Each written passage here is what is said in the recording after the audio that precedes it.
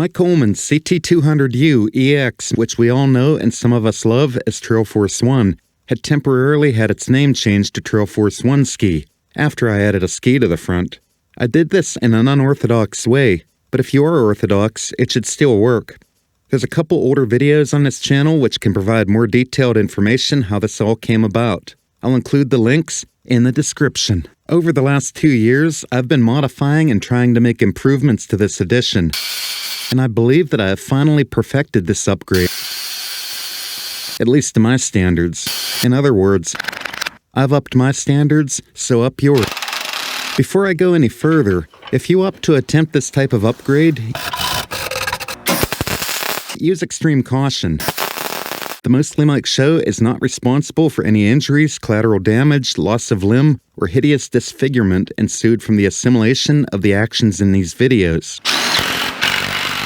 I drilled out the rivets which hold the ski together and replaced them with bolts long enough to stick out both sides of the ski. For a spacer, I used an all-thread connector, 3 1/2-inch washers, and 2 1/2-inch nuts, and the 3/8 bolt passes through them quite nicely. All that's doing is keeping that from compressing when I tighten it, so it's not there for a structural standpoint or anything other than to fill that void. I used some chain connectors and cut chains as needed to fashion the ladder-style chain to go around the tire. Of course, attaching this confection with the aforementioned bolts. You might have questions in your mind as to whether or not this chain is strong enough. The short story long, I researched this chain, and this particular chain is rated for a lot. And the maximum strain exerted from Trail Force 1 is estimated to be a lot. So we should be good. At the Mostly Mike Show, we tend to err to the side of over-engineering. If you feel strongly either way, please let me know in the comments. I adjusted the length of this chain to be precisely somewhere in the ballpark of a link or so too short. I then let the air out of the tire and secured it by attaching the chains,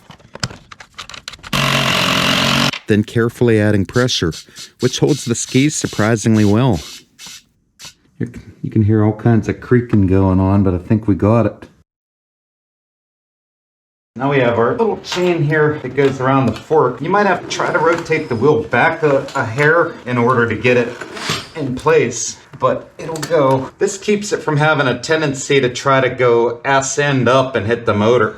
And we're going to do the same thing on the other side. The initial skag was too thick and stuck out the front too much, which caused undesirable results by catching onto roots and debris, causing the skag to bend downwards on its initial testing mission, consequently pulling the ground right up and into my body. Yeah, you can get a better look here at the gap that it created. So that's catching every root in sight, and that's what caused me to go, for lack of a better word, ass over tin cups.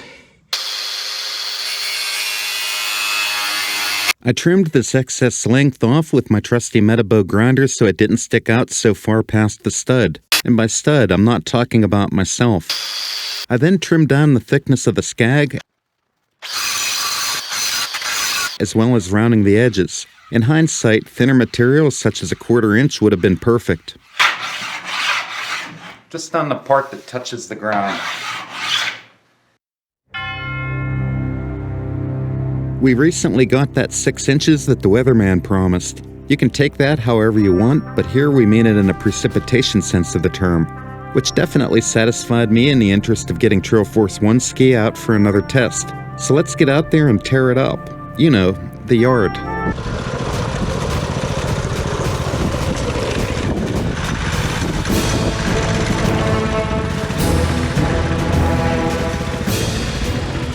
Now I know that there's a question you all are about to ask, and let me answer that. Yes, I have been working out. Thank you for noticing. Now enough of the dry stuff, let's go have some fun.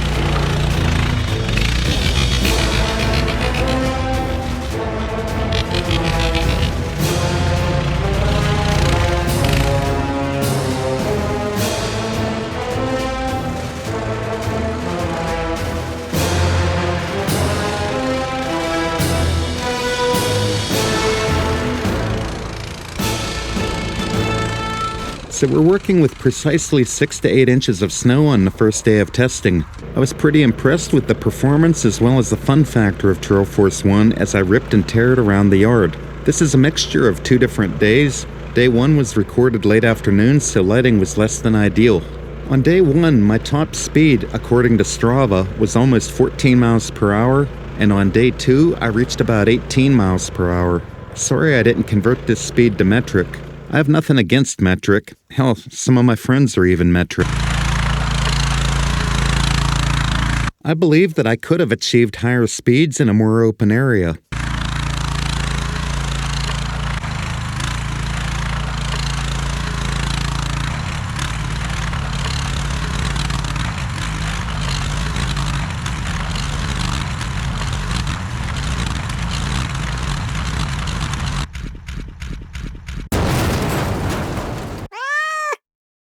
Perhaps we'll give that a whoop at another time.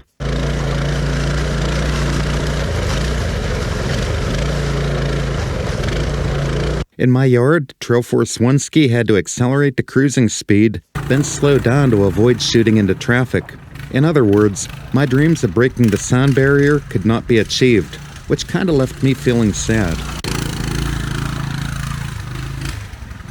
I believe that reaching higher speeds on day 2 is attributed to more traction from the packed down spots from day 1, where the snow got melted by the sun.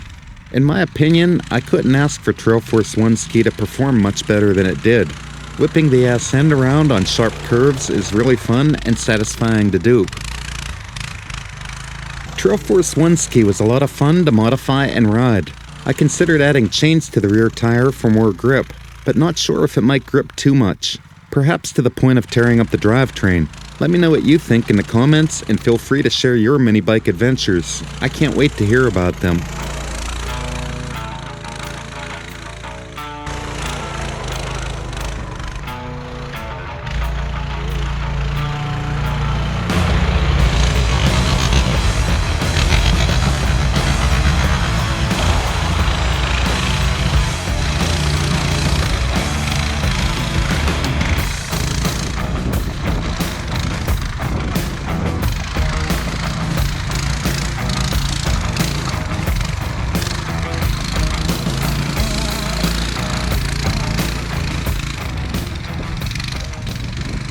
Please give me a like, share, and subscribe if you enjoyed. Thanks for watching this Mostly Mike Show presentation, and I'll see you next time.